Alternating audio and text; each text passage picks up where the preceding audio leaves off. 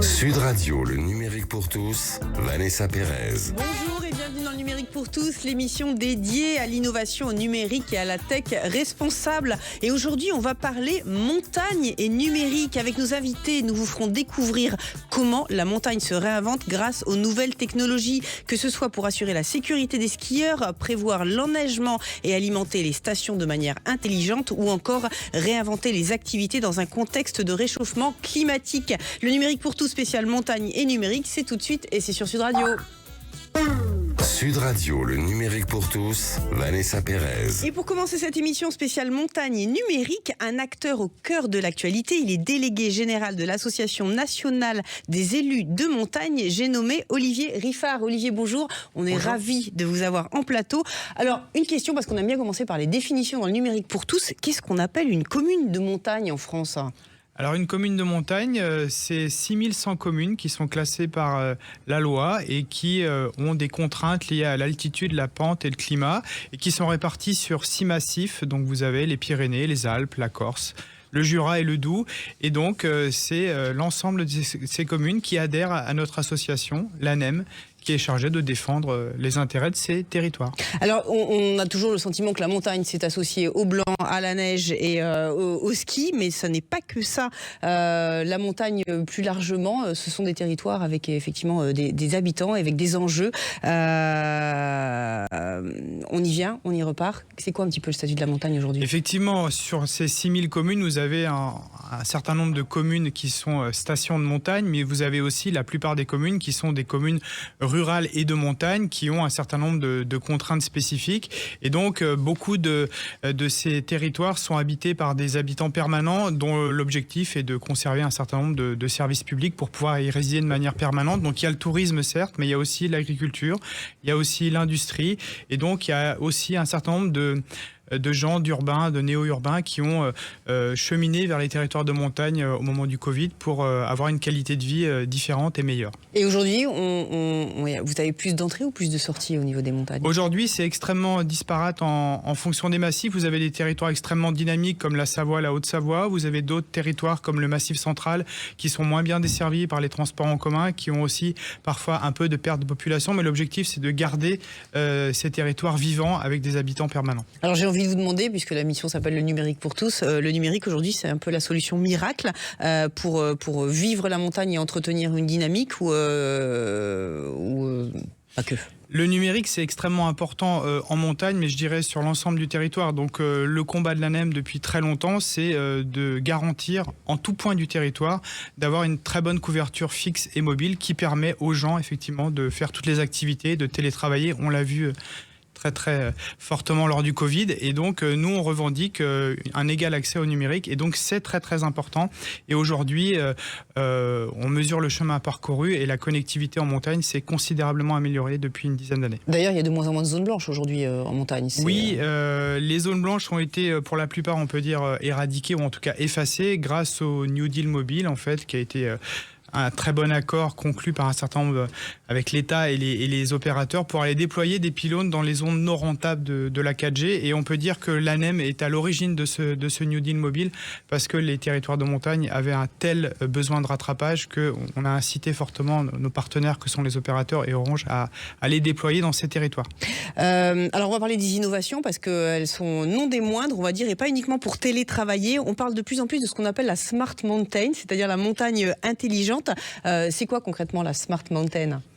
C'est tout simplement essayer de profiter de tout ce qui est permis par le numérique, l'intelligence artificielle pour optimiser la gestion des ressources énergétiques en montagne. On sait que les montagnes sont concernées de manière très directe par le réchauffement climatique. Donc il y a un certain nombre d'adaptations à mener dans ces territoires, donc que ce soit pour le logement, pour la gestion des domaines skiables, pour la maîtrise des coûts énergétiques, eh bien le numérique peut servir et avec le développement d'innovation pour développer des innovations, il faut des réseaux qui soient extrêmement performants et c'est le cas aujourd'hui. Alors donnez-nous quelques exemples, on en parlera avec nos invités tout à l'heure très concrètement, mais vous, avec votre périmètre, ces innovations, comment elles se matérialisent? Eh bien, ça peut être par exemple de la télémédecine avec des cabines de santé connectées qui permettent de faire des diagnostics à distance et de lire par exemple une radio qui a été faite. C'est optimiser la gestion des flux énergétiques au sein d'une collectivité.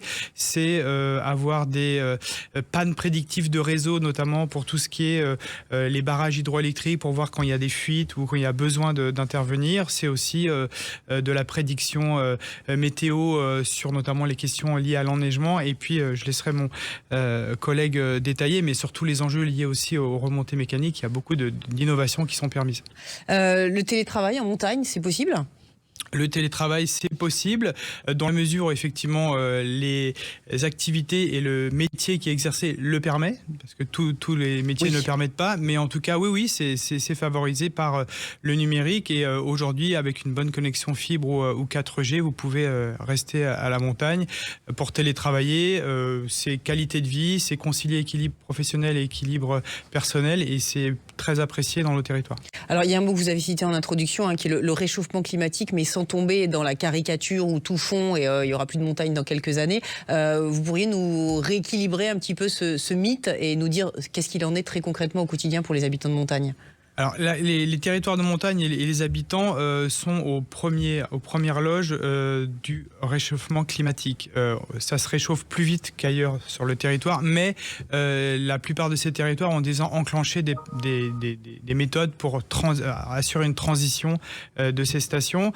Donc, ça veut dire que concrètement, c'est plus visible. Vous avez encore eu hier un éboulement à la Plagne, vous en avez souvent, mais c'est lié effectivement aux périodes d'alternance de très très forte chaleur, de très forte gel, de dégel. Et donc, tout l'enjeu pour les territoires de montagne, c'est de prévoir et que ces territoires restent habités d'ici une trentaine, une quarantaine d'années. Et tout, évidemment, n'est pas terminé. La neige existe encore. Les stations sont encore extrêmement dynamiques. Simplement, il y a certaines stations qui sont en dessous d'une certaine altitude qui doivent se réinventer et essayer d'avoir une diversification pour attirer les touristes toute l'année. C'est ce qui est mené et c'est le rôle de l'ANEM avec tous les acteurs économiques de la montagne que sont les domaines skiables, d'autres associations pour essayer de trouver les voies et moyens de s'adapter en sachant que le territoire de montagne est un territoire spécifique avec des contraintes spécifiques liées au climat. On ne fait pas les mêmes activités en montagne, on ne peut pas construire toute l'année en montagne, c'est plus long de se déplacer. Donc nous, on pense qu'il faut adapter ces territoires et c'est aussi le rôle des pouvoirs publics. Alors justement, il y a une loi qui vous concerne puisqu'elle s'appelle la loi montagne et vous la défendez ardemment. Concrètement, qu'est-ce qu'il y a dans cette loi et qu'est-ce que vous souhaitez ou qu'est-ce qu'il faudrait amplifier? Là, vous avez une voix qui porte. Qu'est-ce que vous souhaiteriez faire passer comme message? La loi montagne de 85, c'est la première loi de différenciation territoriale. C'est un mot qui est devenu à la mode, en tout cas qui est employé récemment par le Premier ministre. Nous, ce qu'on demande 40 ans après, c'est de voir si cette loi, elle peut être adaptée aux nouveaux enjeux des territoires de montagne. Les nouveaux enjeux, c'est des choses qui n'étaient pas prévues à l'époque. En 2016, on l'avait actualisé, c'était la question du numérique. Le numérique, ça va beaucoup mieux. Maintenant, c'est comment on arrive à prévoir et de rendre ces territoires toujours habitables avec de l'activité, de l'agriculture, de l'industrie, du tourisme. Et donc, on porte un certain nombre de dispositions aujourd'hui dans ce qu'on appelle un acte 3 qu'on est en train de présenter au gouvernement. Et ce sera en fait une série de mesures. Certaines relèveront de la loi, certaines relèveront du pouvoir réglementaire et puis d'autres, je dirais, juste du bon sens. Comment on arrive à prendre en compte la spécificité de ces territoires qui ont quand même des particularités et des contraintes naturelles qu'on doit compenser. Vous avez le sentiment aujourd'hui d'être laissé pour compte ou d'être entendu ? On a le sentiment de ne pas être laissé pour compte, on a le sentiment de plutôt être entendu, en tout cas par les pouvoirs public actuel. Il y a une vraie prise de conscience de la nécessité de préserver ce territoire, mais en assurant aussi ce développement. Et c'est cette conciliation permanente entre préservation de l'environnement et développement économique qu'on essaie de faire valoir. En tout cas, que ce soit les ministres de l'aménagement de territoire, de la décentralisation, des sports, ils sont tous sensibilisés pour essayer d'entrer dans une nouvelle ère pour nos territoires. La saison du ski, on ne peut pas ne pas le dire, a commencé depuis quelques semaines. Comment elle se présente ? La saison est toujours en dents de scie. Vous avez des moments où il y a extrêmement beaucoup de neige qui tombe. Vous avez des afflux de population touristique et saisonnière. Donc c'est toujours un défi pour ces territoires de pouvoir accueillir dans de bonnes conditions et des bonnes conditions de sécurité, ce qui est le cas. Donc la saison se présente sous les meilleurs auspices. Ce qui est sûr, c'est que on doit aussi préparer l'héritage et donc nous on est très aussi mobilisés pour l'accueil des futurs Jeux Olympiques en 2030 et on pense que ça doit être le même essor populaire que les JO de 2024. Très important. Merci beaucoup Olivier Riffard pour l'Association nationale des élus de montagne. Je vous propose de marquer une courte pause et on se retrouve dans quelques instants. Que vous soyez skieur ou pas, on vous fera découvrir les dernières innovations pour vivre des sommets enneigés ou pas non plus. Effectivement, le numérique pour tous, ça continue dans quelques instants et c'est sur Sud Radio. Sud Radio, le numérique pour tous, Vanessa Pérez. Et pour continuer cette émission spéciale montagne et numérique, un acteur que vous ne pouvez pas manquer quand vous passez sur les pistes, que ce soit pour le damage ou que ce soit pour les remontées mécaniques. Et pour en parler, j'ai le plaisir de recevoir Mathieu Babaz. Mathieu, bonjour, vous êtes directeur de l'innovation de Poma, cette fameuse marque que l'on voit partout quand on est sur une station de ski. Donc avant de commencer, parce que c'est effectivement une marque emblématique, parlez-nous un petit peu de l'histoire de cette marque fabuleuse. Oui, bonjour. Donc Poma, effectivement, c'est l'expert français du transport par câble depuis 90 ans. Quand on parle de transport par câble, on parle des téléskis, des télésièges, des télécabines, des téléphériques, etc. etc. Je vais rappeler l'histoire de Poma avec 4 dates clés. Donc cette année, on fête nos 90 ans. L'origine de Poma, c'est 1936, l'installation du premier téléski à l'Alpe d'Huez par Jean Pomagalski, qui a créé l'entreprise Poma. Et 30 ans plus tard, en 1966, les premiers œufs arrivent, les premières télécabines débrayables, avec une première réalisation à Val d'Isère et une deuxième en Nouvelle-Zélande. Donc tout de suite, l'entreprise s'est projetée vers l'international. Une autre date marquante, c'est 2004, la première télécabine connectée au transport public dans une ville, qui est la ville de Medellín, en Colombie. Donc ça a créé vraiment une diversification forte pour la marque Poma. Ensuite, 2015, une autre date clé sur le numérique, puisque Poma a développé YouPilot, la première application numérique pour la formation au transport par câble, qui intègre un simulateur 3D de télécabine pour former les futurs conducteurs. Alors concrètement, quand on parle de télécabine, c'est quoi les principaux enjeux qui sont liés au numérique dans quelle mesure le numérique vous accompagne au quotidien sur ces télécabines ? Alors le numérique nous accompagne à la fois sur la sécurité des passagers, sur leur confort et la gestion des flux, et également sur la sobriété énergétique. Pour que nos auditeurs comprennent, donc quand on parle de sécurité, quelles sont les mécaniques, sans rentrer dans le détail technique, mais pourquoi il y a du numérique ? Qu'est-ce qu'on ne voit pas quand on est dans un œuf, mais qu'il faut absolument savoir pour être protégé, parce qu'on est quand même à quelques dizaines de mètres du sol ? Oui, tout à fait. Alors vous avez peut-être tous eu, en prenant un télésiège, la sensation d'être de hauteur et du coup le risque de chute qui vous impressionne.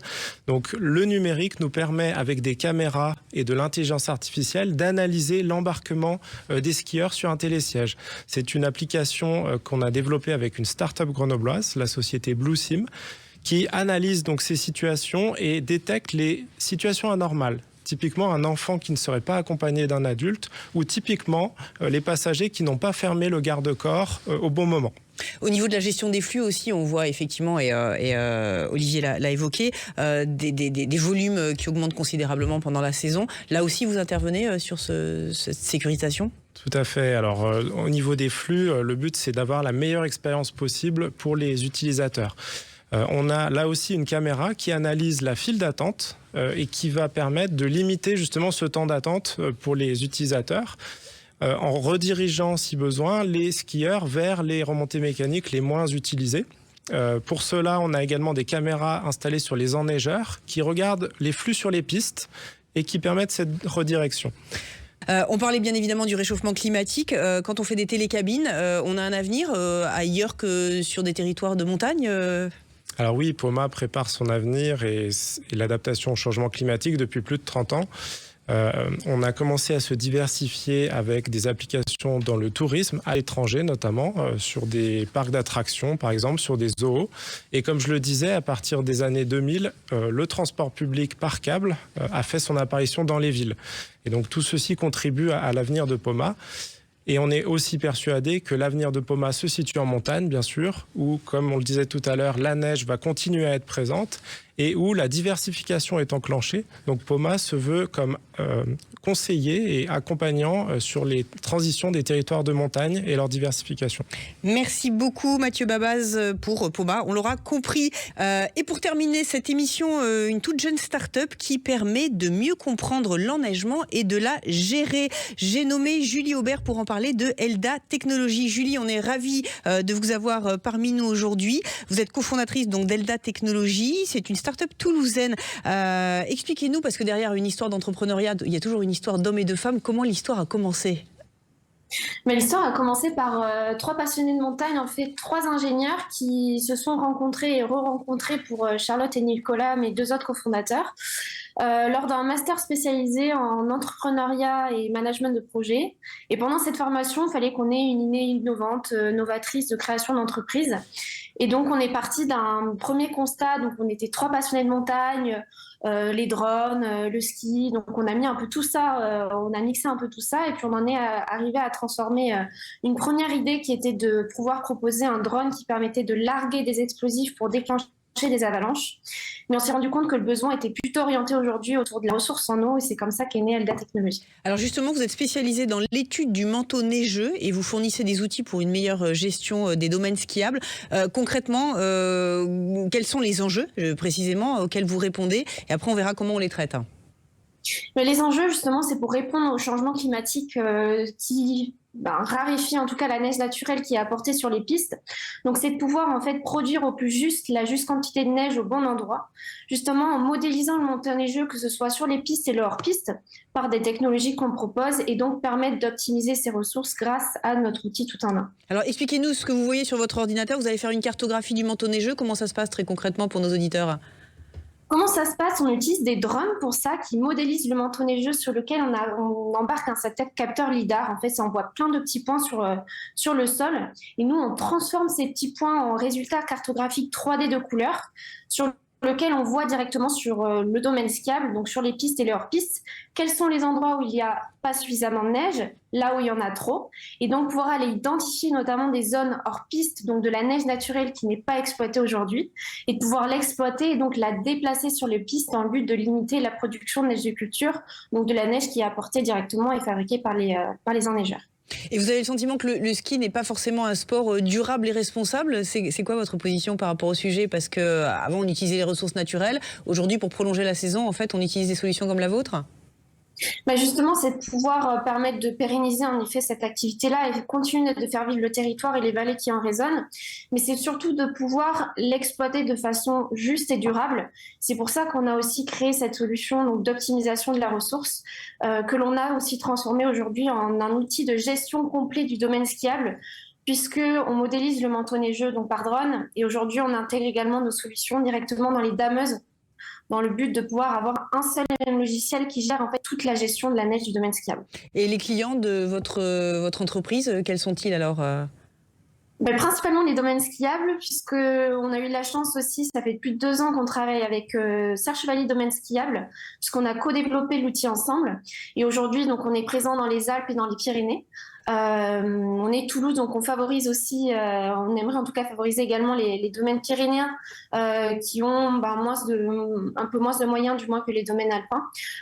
Et puis après, on aimerait élargir aussi notre solution auprès des collectivités, puisque notre solution, elle permet à la fois de gérer donc la gestion de la neige dans les domaines skiables, mais pourrait aussi servir à protéger les routes, notamment les routes d'accès pour se rendre sur les domaines skiables. Donc ça peut être une solution qui pourrait également servir aux communes et collectivités territoriales. En vous écoutant tous, j'ai le sentiment que le numérique va induire des nouvelles activités pour revisiter un petit peu cette évolution climatique et vivre la montagne complètement différemment.